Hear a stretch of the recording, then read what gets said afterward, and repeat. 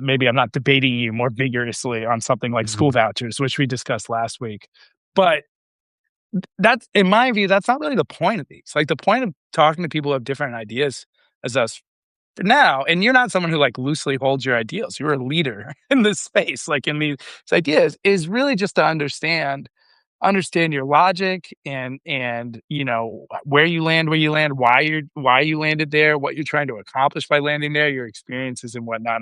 I'm just grateful that you've extended this time and allowed me to ask these questions to you. And I think in some ways you're a pro democracy voice, and you've built your following being a Trump.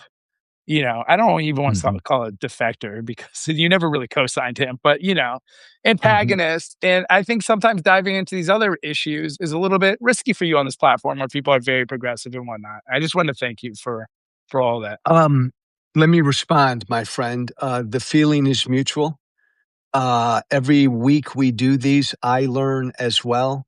Second point, I don't do debates anymore. I stopped a couple years ago. I spent the first 12 years of my political career debating and fighting people. I stopped that 2 years ago. I don't want to do debates. I want to have conversations. I don't care if they're heated, sometimes uncomfortable, but I'm all about having conversations. I've turned down so many TV appearances because I don't want to sit at a table and fucking debate people. I just don't want to do that anymore. That's why I think this is valuable. Well, I'd love to know, usually I'm steering, and thank you for saying that. Usually I'm steering. I wonder what's an emergent problem that's on your mind recently. We've touched on a lot now.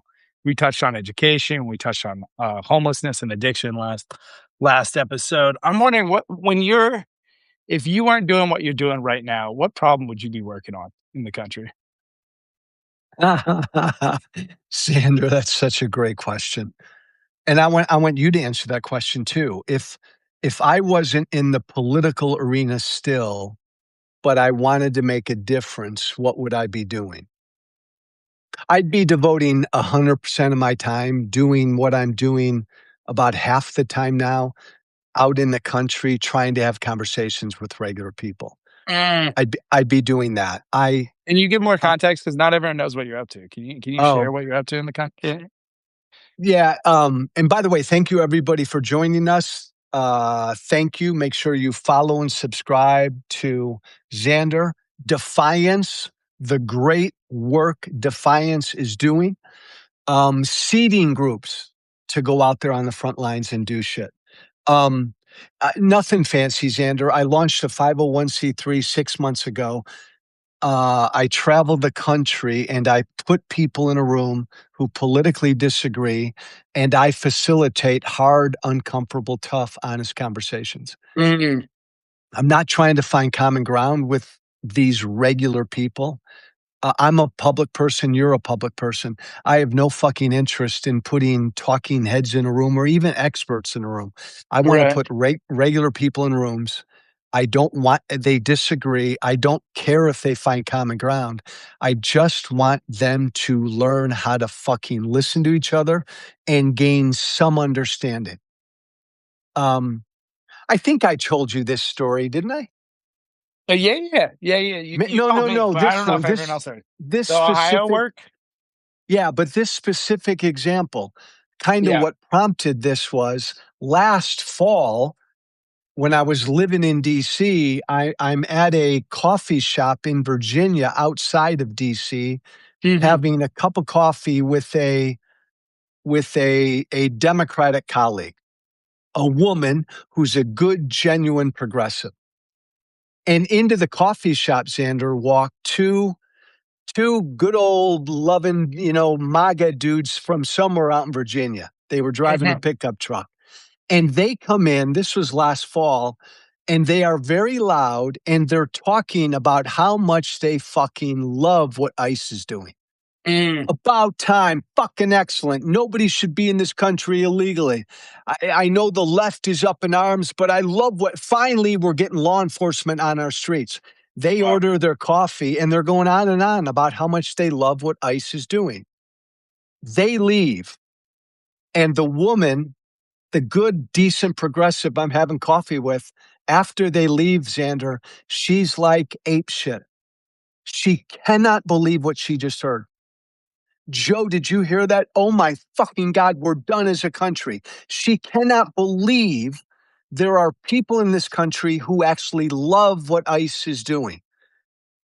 And I took that opportunity, Xander, to spend about 45 minutes with her, and I pushed her to get into their shoes because she was convinced they're MAGA bigots and they're MAGA racists and assholes.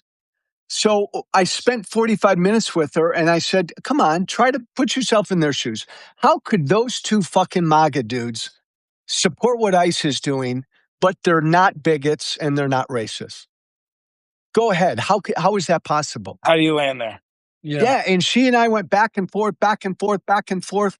And she finally begrudgingly got to a place where she said after 30 minutes, all right, I fucking disagree with them, but they believe we've had an open border for too long and our government hasn't done a good job of securing our borders. So they're finally happy to see some sort of law and order. Yeah. And she struggled to get there. So that's what I think. And you, by the way, you are great at this. You put yourself in anybody's shoes. You and I force each other to do it. How can somebody in America like what ICE is doing, but they're not a bigot? Make that case. And by the way, the flip side, how can somebody love this country, deplore what Trump is doing, and they're not a fucking communist? Hey, MAGA dude, can you put yourself in their shoes? That's what I'm trying to do. I think that's what we all need to do. By the way, again, you do a lot of this. I want to say one comment that I have so many follow-up questions, but I'll say even her thinking, and I find this happens a lot with people in our space, is like a beat too philosophical, politically philosophical than that. And my cousin, who I spent a lot of time with, he lives down the street from me. He's a Trump voter twice, or 3 times, I guess now. He's in construction.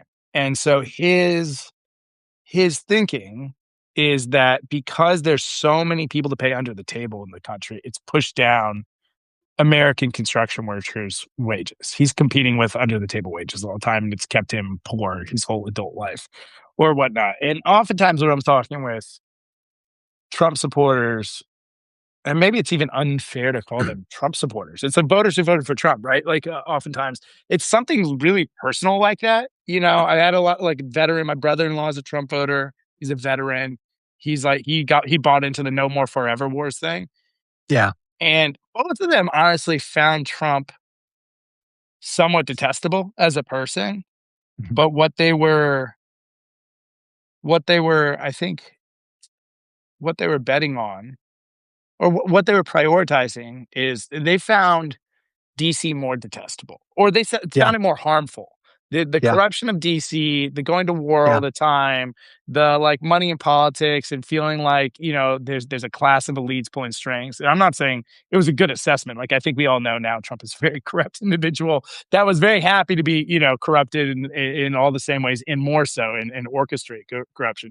But they just thought that was a bigger threat to the country and to them personally. A lot of them are not political, philosophers. They're like just kind of working with what's in their life. So I was going to ask you. You've had a lot of these conversations now. What have you learned having these conversations? It's really interesting work. 2 things, Xander. I know it's popular to say that we're really not as divided as we are. It's social media, the algorithms, political media, but out there in the real country, we're not really super divided. I think we are divided because I talk to people out there. I think we are divided more than the experts think. That's one. But 2 is people are dying to have conversations. The overwhelming response I get from people whenever I put people in a room, whether it's 2 people or 20, is at the end, what the fuck? This was awesome. I never get to do this. Yeah. So, Xander, that tells me like there's kind of a yearning out there to sit down and talk to people who don't think like you, to be heard.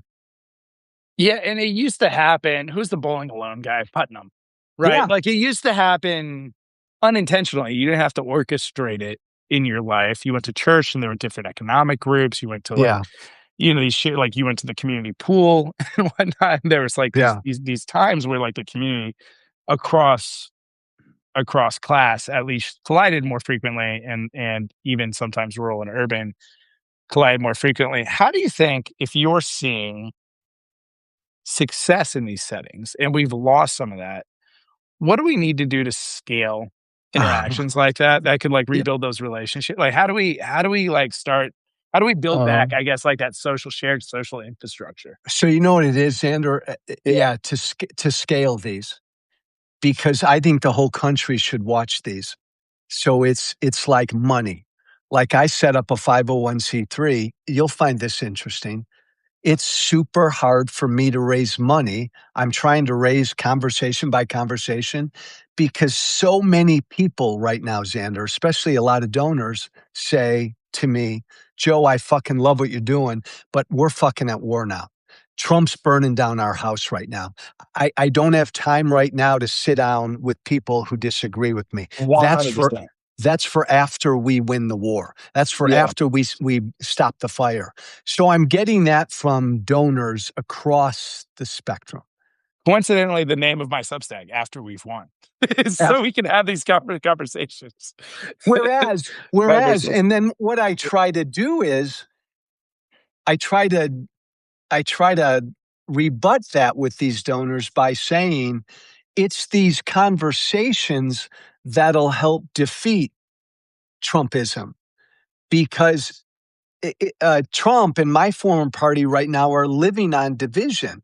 If you can break down the division, you take one big leg away from their stool.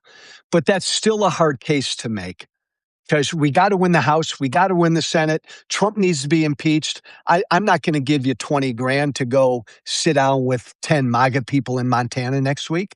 Right. There That's hard. there's a scaling argument to it, but at the same time, I feel like we're locked in, Joe, I feel like we're locked in this vicious cycle, that we Yes. keep trying to be firefighters. So the Yes. Democrats, for example, and this new ruling by the Supreme Court, it's really gonna, pour gasoline on this, where the political parties can basically support candidates with unlimited funds. The Democrats are looking at the Republicans and saying, "Oh shit, we need to catch up." So we don't have time to reject being, funded by the elites. Even though like America is saying, "Please, please, someone be disconnected from the elite." Yeah. We want someone that's a champion outside of the Epstein class that'll go outside, at the Epstein class. But the Democrats are like, we'd like to do that, but shit, the Republicans are raising all this money. So we got to raise all this money. So we've got to go, also cater to elites and whatnot. And we don't have time for that right now. And we'd love to, build a political party that includes everyone. But right now, the politically popular thing is not only to go after Trump, but go after all of his supporters. That gets us Yeah. the clicks and the Yeah. retweets. And to your point, the funders are also saying, look, we don't have time to do like the cultural and spiritual work. We've got to go win the House. Yeah. But it's like this neglect, and it's like this neglecting of building the culture and the base you need to move past this moment in so many ways, because people feel alone and angry and unheard. And so that's why I'm like, I'm so interested to go back to like, this used to happen organically because you had church groups and unions that many people were members of, and all sorts of social infrastructure that people were a part of. And so this just existed in society. And so for efforts like this, I wonder what other ways you could plug into it. I mean, you're a libertarian. Are there market solutions? Like, is there obvious market Mm. solutions of, local businesses that would want to host these things? I know it's like a little bit scary for the private sector to get so politically engaged, but maybe it can be framed differently. How have you thought about other ways to make Yeah, realize because this? Xander, when you think about it, the problems on the MAGA side may be more pronounced, but like there's super duper intolerance on both sides. And you know enough, and I know enough now that there are so many people on the left who tell me every day, fuck it, Joe. I don't care what MAGA thinks. We're at war right now. So it's across the board. And I think, so you would think that businesses, the business community, this is like a bipartisan problem, Mhm. but Xander, it still smells of politics. Mhm. I Mhm. mean, like you and I, why doesn't CNN have a show like this? I mean, why is there not a cable news show with a libertarian host, a socialist host, and they bring on people across the spectrum every night to talk about different issues, both sides listening to each other. Sometimes it gets heated, but it's always respectful. Why isn't there that show? I guess I would say because there's no market for that. Mhm. But Mhm. yeah, I'm out there every day, and the American people tell me they love this. I don't. Where's the disconnect? Yeah, you've gotta tap into that Ted Lasso market. Ted Uh, Lasso figured out how to be just feel good and everyone but that doesn't solve the, like, everyone having that no. experience. Can you talk to me a little bit about how to do that right? Because I also imagine that, you took a while to figure out how to have that conversation in a way where it doesn't devolve into name calling and anger and, like, the usual, toxicity, to your point, that is so present. Yeah. Yeah. Um, I guess in a weird way, I'm a unique guy to do this because of my weird fucking journey of the last 13 to 14 years. I think if a hardcore lefty went out there and tried to do this, there wouldn't be a lot of trust on one side of the scale.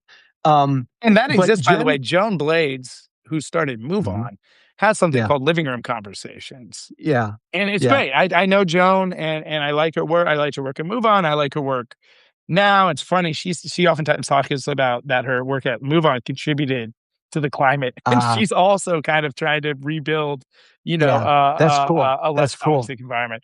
But to your point, like, and I think this is well put. Is like all these platforms seem to have a lot of different trusted messengers and trusted operators, depending on, like, Yeah. to allow different folks to feel safe stepping into them. And someone that feels politically neutral or homeless, whatever you want to call it, makes a lot of sense. But yeah, Well, there's how do you operate these things? yeah, at the beginning, you go right at their fear because people are afraid to do this. Even when they sign up and they come into a room, they're afraid to say what they believe in front of people who don't think like them. So you Mhm. got to go at that fear. And there are people who come into the room, Xander, and they're ready to pounce. Boom, boom, Ready boom. to go for it. I, Yeah, I just, I lay down the ground rules at the beginning, and there's only one fucking ground rule. I have two requests for people, and then I lay down the ground rule. The requests are listen. I mean, fucking listen. Don't listen to pounce, listen to understand. And I go after that throughout the conversation. The other request is do not fucking give up what you passionately believe in. I think a lot of people feel like they've told me that when they come into rooms like this and conversations like this, they got to kind of put over here how passionate they are about certain issues. Fuck that. I want people in a room who passionately believe what they believe. That's what I am. So I don't want people to lose their passion for what they believe in. That's part of the fear. But the only fucking rule is respect. You can get uncivil, you can raise your fucking voice, you can get personal, but you better be fucking respectful. And if I don't think you're respectful, I'm getting you out of the room. Period. Mm, mm, That's the only request is just be fucking respectful. yeah. Oh, and Facilitation be is so honest. I want important. people to be honest. Yeah. Hey, Miles, Xander, I wanted to ask you this. Yeah. And I'm not changing topics, but I want to ask you this. I'm at a July 4th party out in the country in southern Arizona the other day. And about halfway through this big gathering of about 100 to 200 neighbors, they gather everybody together and they say a prayer, which is common everywhere. But Xander, what blew me away was the prayer, the final third of the prayer out in the country was to help God. God, please stop this surge of communism in this country, the rise of communism in this country. Wow. Oh yeah, Sander, I did a fucking wow to myself. I even turned to a few of my MAGA guys in the crowd, and I said, "Fucking really, really?" And then we had a conversation. But answer me this: I was blown away by that. But that told me, and it tells me that this shit, this labeling shit that my former party is doing now, communist, socialist, communist, it's going to work to a degree, Which you especially if got hit with. You got hit with the other day. I was looking at your yeah, Substack. You got called a socialist like 2 I'm a days ago. socialist. So how do you, my socialist democratic friend, how how do we beat that stupid bullshit lie labeling? The communist surge in America. How do we Yeah, personalize that and beat that? Because that it's tough, scares the man. hell There's been out a of me. lot of money pumped into, a lot of money and energy pumped into going after that brand. And you know, it's like, yeah, maybe you just don't, maybe people like me who want to build a bigger safety net in this country should stop kneecapping ourselves by saying we're that, just because that's such a fixed, it's such a polarizing, and I get why people say it's such a polarizing term. People also say it because it's polarizing too. So it gives you a boost and you get traction when you say it. It's exciting, Yeah. but really the socialists in this country aren't talking about the type of socialism that, the right associates with social. Like there's an Yeah. authoritarian, Yeah. when they say it, there's an authoritarian layer to it, which is different Yes. than, I think it's like, if you look at me, I'd like to have social programs that raise the social safety net. I'd like to see a lot more regulation on private industry, but I'm not necessarily saying like every industry, the government should be like the operator of the means of production. I think very few American socialists, So that's what is they're that what angling you for. need to You do? know what I mean? Is that what people on your side need to do when somebody screams communist or socialist? You say, no, here the fuck is what I mean specifically. This is what I'd like to do. Call I that mean, what you want. you can tell them what to do, but good marketing says I should build my brand around what you already believe. And so, right, in the same way, I think you and I have both discovered that the Republican and Democratic brand is not the most helpful brand in many Yeah. geographies and whatnot too. And Yeah. so I mean, I consider myself a pretty good marketer. I've done, I'll give you an example. When I started Defeat by Tweet was an effort where people could donate a penny every time Trump tweeted, and it went to swing state black led community organizers. And we raised, for about a 2-year window, I was the largest PAC funder of black organizing in America through this thing. If I had called this fundblackpower.org, I would not have had the same success. But because I knew the energy was, I want to defeat Trump, right? This is 2019, 2020. I want to defeat Trump. And I was giving them a real way to do that, that also advanced my goals of, I was trying to empower more black communities so they had more autonomy over the political candidates that were elected Mhm. in their area, their DAs, their mayors, all these things, with a lens towards um, helping them reform their own local justice systems, right? And so I say that to But say I was using the momentum of culture and narrative to accomplish my goals versus forcing them to believe a okay. thing and the Okay. terminology they want. Yeah. Okay, Mr. Marketer. And I know you'd never let yourself be hired by the Democratic Party, but let's say the Democratic Party offered you money tomorrow to help them combat this communist label bullshit and the socialist label bullshit. Xander Schultz, help us. What can we do marketing wise to combat this? Corruption. Make What would you do? become the anti-corruption party. Literally Uh, fucking stop taking big dollars. Be like, America's begging someone to be an outsider. Be like, we fucked up. We fucked up. We got aligned with big money in the same way our Republicans were. We thought we had to do it to compete with them. It yeah, changed. We see now how it's manipulated our priorities, how it's not the type of alliance that the American people want from both political yeah, parties. And we're going to yeah, step away from that alliance, and we're going to be the people's party. And we're going to go right at corruption because we know that's what so many people are frustrated with. We're going to be unapologetic about it, and that's what we're going to do all day. And like, roll with that. And it's not like that's outside of the progressive thesis in any way. You can build a huge coalition around it. This is what fucking King was great at, dude. King said, like, we'll do voting rights this year, we'll do civil rights next year, or I think it was in that order. And then wrapped it. He didn't just talk about voting rights; he talked about love. And so you like wrap it in something even more patriotic than just corruption. Like corruption's part of it, but that's it. That's where the energy's at in this country. Be I about love it. that.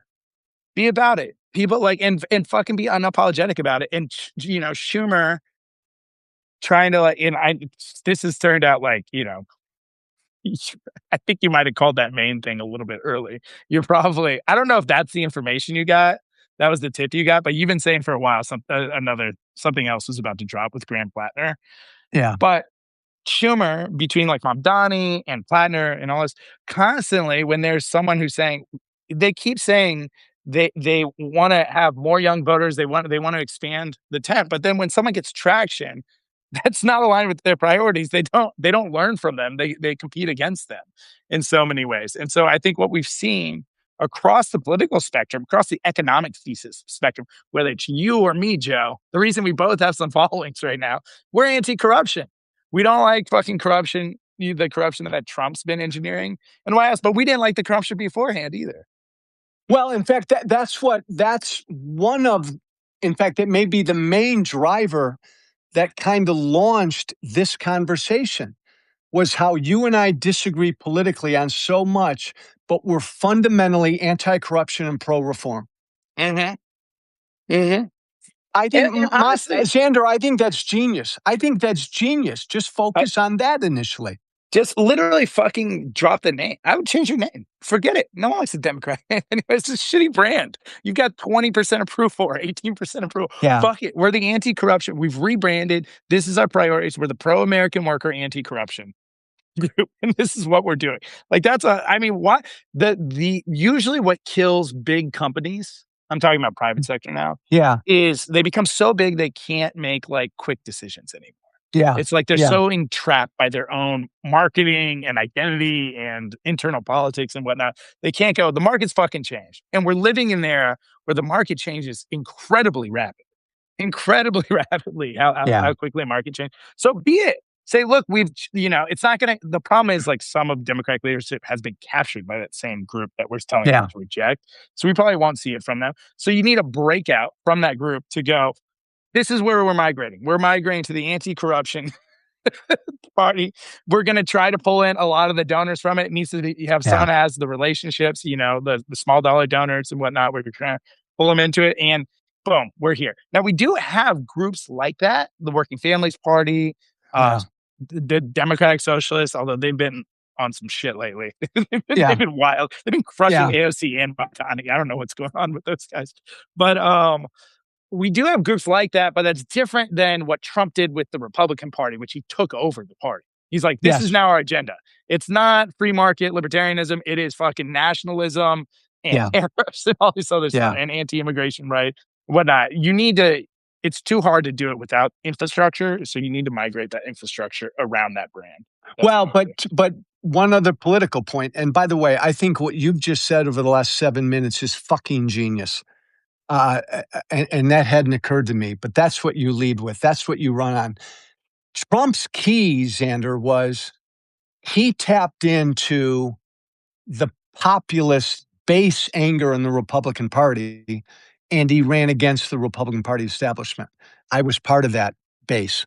He tapped into it. He used it. So what Democrats are doing right now is I think they're going to have to tap into their populist anger, which, and I say this as someone who's not on the left, it's coming from the left. And so I think that voice has got to come from the left. It ain't going to be an establishment voice. I mean, a lot of the Rust Belt workers were on the left too. Like this is the thing that drives me crazy when like they're all racist. Like these guys voted for Obama, a lot of them. Like we lost the entire fucking Rust Belt, and we won the entire Rust Belt when Obama was running. So it's not all racists that are motivated by that. Like we have a lot of people, to your point, that are now driven to be I even fucking hate that term economic populism, to be honest. It's just I know. popular. It's like it's just a popular they have seen work and opportunity dry up in their areas, and they need someone that's willing to fucking throw a Hail Mary. And I think to a certain extent, as much as we crush Trump for those tariffs, and rightfully so, they're completely poorly executed.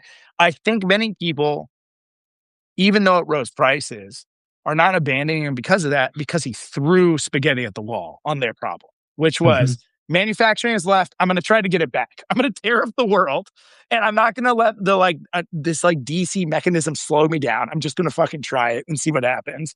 And for many reasons, it didn't work out. One, because his strategy was not well executed. Two, I think you mentioned this. We can't go back. We're not going to retrace ourselves Yeah. to a past economic situation. And three, he's so unstable. No private company can bet on it. So it's like I can't invest $100 billion in infrastructure because you might be done with this idea 6 months from now and totally reverse course.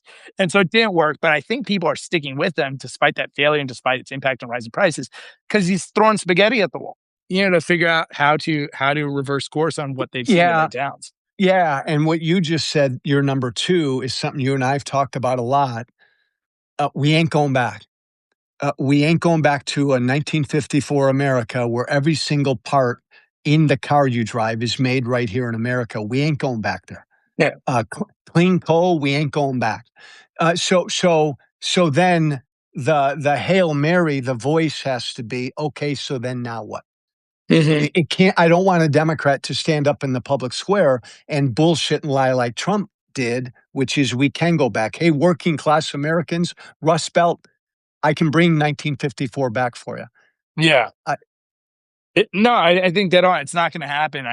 But I think you literally didn't. I became really close with Andrew Yang when he was running for president in Yeah, 2020, yeah. partially because I thought he was the only one even fucking talking about this on the Democratic side when he was talking about the plight of the American workers and what's happened Mhm. there. He wrote a great book. If you guys haven't read it yet, The War on Normal People, Yeah, which laid out the case for how many of these guys. I think it's millions of people in the Rust Belt are on disability now, as yeah, basically a form of UBI because they've lost their yeah, jobs and no one's reskilling them. And it's a miserable, yeah, they call it deaths of despair on the rise in those areas. It's a miserable yeah, way to be. It's not dignified. And so, or it doesn't feel dignified for many. And so, but that narrative was a completely neglected narrative. The negative impact of globalization on Rust Belt workers was completely neglected on the left. And we didn't really have a ton of solutions for it. I think actually Joe, to your point, you give him credit for this. Biden did a lot of things. The yeah, CHIPS Act, the yeah. infrastructure, he was moving us forward. He was just a fucking terrible communicator. But it was Yes, the right idea. It's if you get a good communicator to communicate that platform, that was probably, that was the marriage you needed to make it work. But yeah, execution wise, it was the right idea, yeah. especially with chips and everything, these new industries that are coming online. We have the economic power to demand a lot of that manufacturing and supply chain takes place here. I see, Xander, I always love these conversations because you've given me my takeaway. It's anti-corruption. Hey, they're calling us communists and socialists. Fuck them. Anti-corruption. I want to do away with corruption. That's the answer. Literally get rid of the donkey. Who fucking cares? It's a bad brand. Rebrand. The private companies do this all the time. Get rid of the donkey. Stop calling yourselves Democrats. Be the anti-corruption party. Fucking embrace it. And do it. I don't know who's the best anti. I fucked around on a Substack a few days ago and put a Robin Hood fox as an Yeah, alternative to the donkey. yeah, I don't know if yeah, it's that, they're stealing money from the rich to give to the poor. You probably wouldn't co-sign that. There's maybe a better logo, but everyone is begging political elite to be bold. Please be bold. It's not yes, going well. We're not on a good path. Please be bold. That would be bold. Be we're changing our whole thing. We're changing the name. We're changing the priorities. Here they are. 1, 2, 3. This is how we're going after them. Well, who's love the it. logo? Who's the anti-corruption logo? What do you think? What would you I put? What animal is most anti-corruption? Assuming see. it's Like, good. Xander, I got to tell you again, the libertarian I am, though, I've always been enamored with the whole Robin Hood thing. Um, That Tell me. fox, Tell me more. that's not Tell me more about it. no, What that do you mean? no, What do you mean no, you're enamored by we'll Robin? talk no, that's for next week. Okay. But the Robin Hood fox, that's not bad. That's better than a fucking donkey. It's better than a donkey. Who likes a donkey? It's terrible branding. Who fucking wants to be a donkey? Like, hey, this was fun. Everybody, This was make sure great. you follow and subscribe to Xander and me. And again, Xander doesn't pay me to say this. If not the best, one of the very best groups out there doing great work is Defiance, because Thanks, they're Ray. spawning other groups to do shit. So if you want to do shit, please support what Defiance is doing. No, the Defy Ants are advocating for the ant. I like an ant. An ant is a Yeah. lot of small pieces that come together and build great things. So, yeah, maybe it's the Defy Ant. I Oh like my it. God. That's All not right, bad. gang. Joe, nice Thanks, seeing you, brother. man. Thanks for jumping Thanks, on. Xander. Bye.